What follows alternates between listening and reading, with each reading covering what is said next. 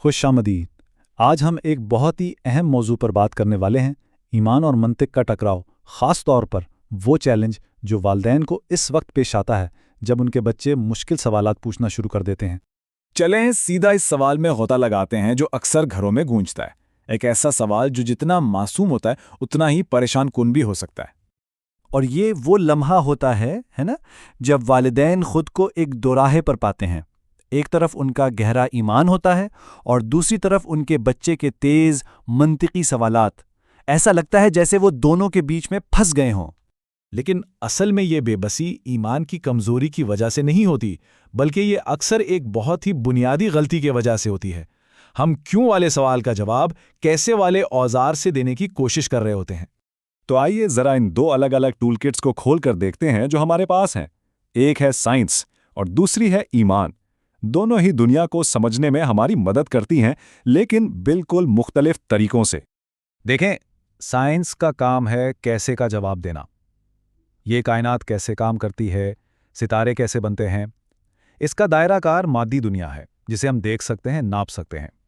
दूसरी तरफ ईमान का ताल्लुक क्यों से है। हम यहाँ क्यों हैं, जिंदगी का मकसद क्या है, अच्छाई और बुराई क्या है। ये वो सवालात हैं जिन्हें टेस्ट ट्यूब में परखा नहीं जा सकता। इसको इस तरह सोचें कि एक इंजीनियर और एक शायर एक ही पुल को देख रहे हैं। इंजीनियर बताएगा कि ये किस कंक्रीट और स्टील से कैसे बना, इसका डिज़ाइन कैसे काम करता है, जबकि शायर इस पुल के पीछे की खूबसूरती, इंसानी मेहनत और इसके मकसद पर बात करेगा। क्या इनमें से कोई एक गलत है? नहीं, दोनों अपनी अपनी जगह बिल्कुल ठीक हैं।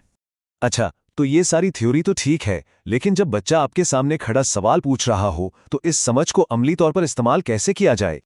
जरा एक लम्हे के लिए सोचें, क्या कभी ऐसा हुआ है कि बच्चे के किसी सवाल पर फौरन दिफाई पोजीशन में आ गए हों? ये एक बहुत फितरी रद्द-ए-अमल है, लेकिन यही वो लम्हा है जहां गुफ्तगू का दरवाज़ा बंद हो जाता है। इस बात को पहचान लेना ही तब्दीली की तरफ पहला कदम है। तो इस गुफ्तगू को बेहतर बनाने के लिए ये 3 कदम हैं। पहला, बहस जीतने की कोशिश ना करें, मुकालमे का दरवाज़ा खोलें।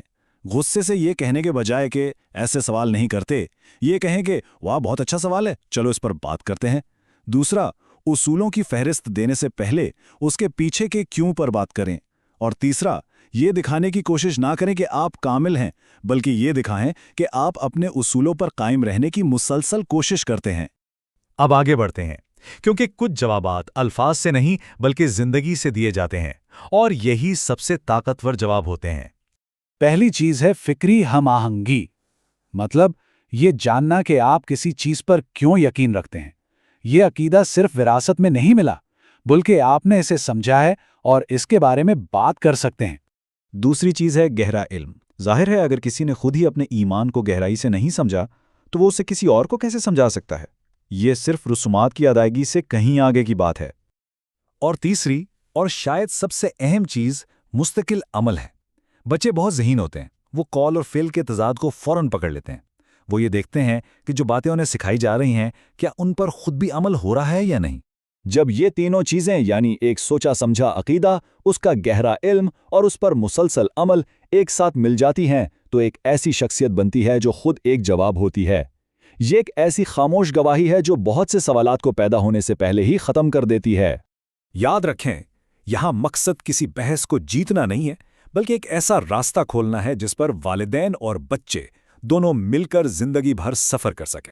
तो आखिर में ये सवाल हमारे लिए है कि हम अपने बच्चों को एक ऐसा फिक्री और रूहानी विरसा कैसे दे सकते हैं जो सिर्फ रवायात पर मबनी ना हो, बल्कि इतना मजबूत हो कि वो आज की जदीद और मंतकी दुनिया के हर सवाल का सामना एतमाद के साथ कर सके।